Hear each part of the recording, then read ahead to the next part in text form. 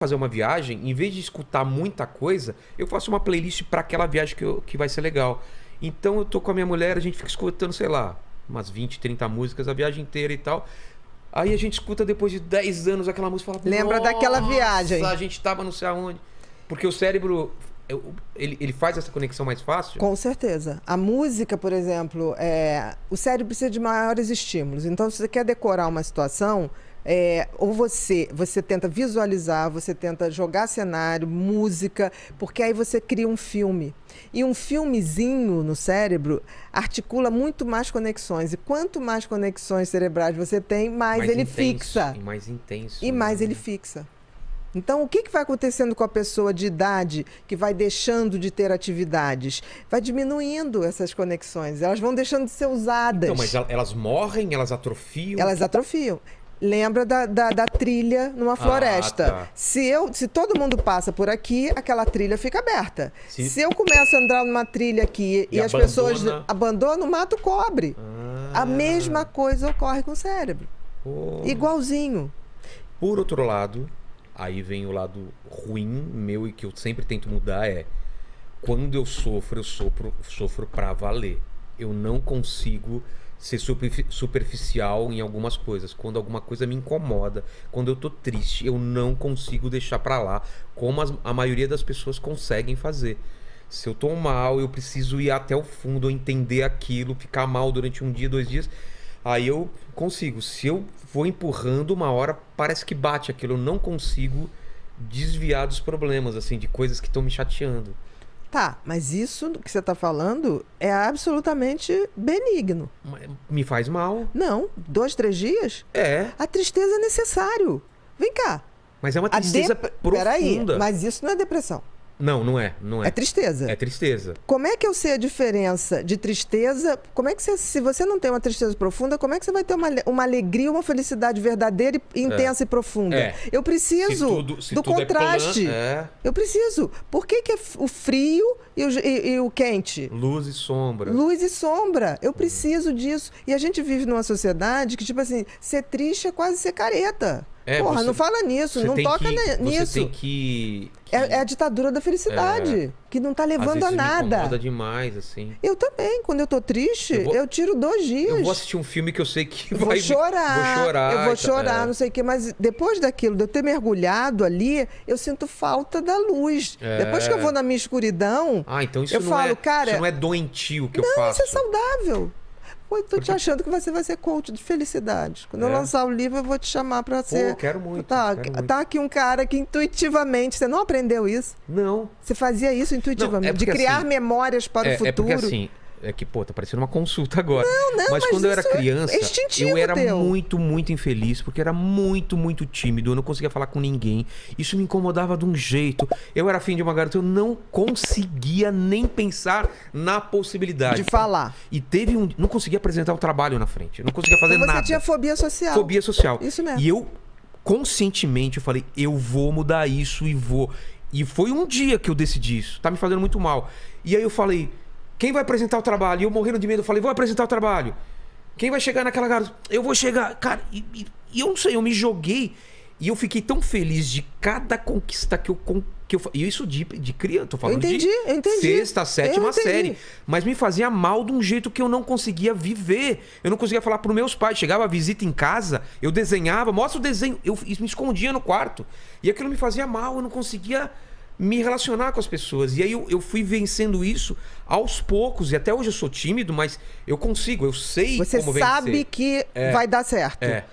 Olha o que você fez. Você fez uma coisa que é assim, medo e a fobia social, medo. Vou te dar um exemplo pra você entender como que eu era.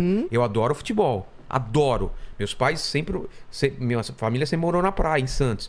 Eu ia na praia, ficava o pessoal jogando futebol em Santos, lá na areia. Eu era incapaz de pedir pra jogar. Eu ficava atrás do gol, buscando as bolas durante 1, 2, 3 horas. Louco pra entrar. Louco pra entrar. Alguém falou, você quer entrar? Eu falo, quero. Eu era incapaz de falar, posso entrar? Eu não conseguia pedir pra jogar Então futebol. você não conseguia levantar o dedo para tirar dúvida da escola. Nada. Né? Porque a fobia social é isso. Você Era um tem pavor de ser pavor. centro, né? Pavor de uma menina olhar pra mim e eu era afim dela e eu falar, meu, o que eu vou falar? Entendi. E eu Isso é fobia lembro, social mesmo. E eu lembro, falei, eu não quero assim. E eu tinha um lance também religioso, e eu rezava muito pra Deus e ao mesmo tempo né? ajuda. Eu não podia nem pedir ajuda pros meus pais, porque a gente não tinha esse diálogo antigamente. Não tinha mesmo. E eu lembro quando eu fui vencendo isso, essa felicidade, de falar, nossa, consegui apresentar um trabalho, nossa, consegui falar. E daqui a pouco eu tava fazendo piada, tava brincando, tava pedindo pra entrar no jogo. Então, você abriu, por exemplo, na fobia social, né? Que é a timidez excessiva.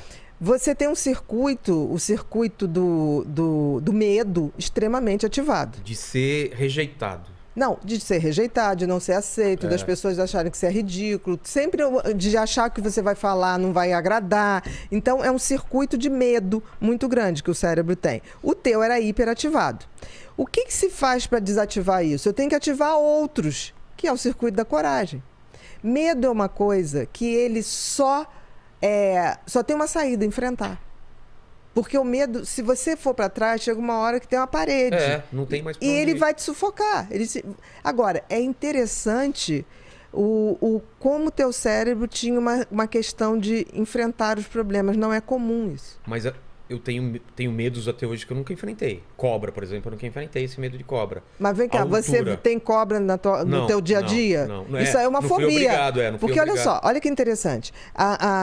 O medo e a ansiedade pode se manifestar de várias formas. Então você é um cara ansioso. Muito. Você tem uma personalidade ansiosa. Muito. E em alguns momentos você fez o que a gente chama de transtorno de ansiedade, que é o adoecer da ansiedade. Sim. Porque a ansiedade é uma coisa que todo mundo tem. Ela é ruim quando... menor ou maior escala. Todo mundo tem. Porque a ansiedade, eu preciso ter ansiedade para levantar e ter um objetivo na vida. Ansiedade é um medo do futuro? Não, é assim. Ansiedade e medo é a mesma coisa. São duas faces de uma mesma moeda. Só que tem que o medo é uma coisa concreta. Por exemplo, se entra um ladrão aqui, a gente vai ter medo de uma coisa ali, tá? Que a gente sabe o que é. A ansiedade é um medo subjetivo. Eu não sei o que é. Aquilo não vai me matar. Por exemplo, falar na frente de uma plateia não ia te matar. Ninguém estava ali com a metralhadora. Mas o teu cérebro interpretava como uma questão de vida ou morte. Por quê? Porque certamente você nasceu com esse sistema límbico do medo mais ativado. Entendi. Aí você vai ver na família, tinha algum avô ou pai que tinha a mesma coisa, mas não tinha coragem de falar. Entendi. Porque na época não falava. Aí o que fazia? Era o cara que ia trabalhar num lugar que ele não precisasse lidar com o público. Era o cara que ia trabalhar numa fábrica onde ele ficava fazendo uma função de botar um parafuso ali, sem falar com ninguém. É que meus pais eram professores. Os dois eram de falar público, sabiam falar bem, assim, Mas você pode ver que tinha um avô, uma avó. Tá. Entendi. Porque a genética não é pai e mãe. Genética é um jogo de probabilidade. Você pode pegar a genética de um bisavô. Entendeu? Que a gente sempre acha que é pai e mãe. Mas pai e mãe também já herdou genética de avô e avó. Que herdou do bisavô e do bisavó. Então, assim, quando você tem ansiedade, é normal ter ansiedade. O problema é adoecer da ansiedade. A fobia social é um adoecimento da ansiedade, que é isso que impede. E você está falando uma coisa tão interessante. Primeiro, interessante é você ter percebido isso e você partiu para enfrentar. Que me fazia muito mal. Mas é sensacional. O tratamento de fobia social é fazer isso. O que a gente propõe para o fóbico social? Olha só, a gente vai te preparar para você enfrentar. Então, tem uns que não conseguem enfrentar. Você primeiro tem que medicar para ele enfrentar, para depois você ir tirando o remédio e falar, tá vendo como dá? Tanto que tem gente que tem tanto pavor que a gente usa o quê? Realidade virtual. Olha só. Esses óculos de jogos, a gente hoje usa pra gente que tem medo de falar em público. Que é uma coisa controlada. Tá ali, a gente tá ali, você vai desensibilizando. O que você fez? Eu quero. Você foi desensibilizando teu cérebro. Você fez certo. Agora, espantoso é você ter sacado isso sem ter sido ensinado. Você não é burro, você é inteligente. Mas eu acho que foi uma forma de sobrevivência também, porque eu tava me fazendo muito mal. Tá, mas você teve a coragem. Sim, sim. Porque sim. a maioria das pessoas vai evitar aquilo o resto da vida. Estamos falando assim de passar 3 anos assim, tomar decisão depois de 3 anos passando. Ok, mas você chegou ao limite. Porque o que acontece, no limite, por exemplo, as pessoas que têm fobia social geralmente me procuram para tratar a fobia social quando entra na faculdade, quando vai ter que apresentar o TCC. Que não tem coragem. Que ele fala, agora não tem mais jeito. Como é que eu vou fazer? Agora eu tenho que... E tá entre uma das maiores fobias, né? Falar em público é uma das maiores... fobia que tem. Então, vou te dar um dado científico. Os ingleses têm mais medo de falar em público do que de morrer. O quê? Exatamente. A fobia social e o índice de fobia social na Inglaterra é altíssimo. Por isso que os ingleses são tidos como um povo que não gosta de dar informação, reservado, arrogante. Não, eles têm pavor. Você imagina brasileiro que chega em Londres e vai pedir uma informação. Ei! O cara que é fóbico social, baixa a cabeça. Ele sai correndo. Entendeu? Aí todo mundo chega e fala assim, os ingleses são insuportáveis. Fóbicos. Eles têm pavor. E isso que eu tô falando, eles têm mais medo de morrer do que de falar em público.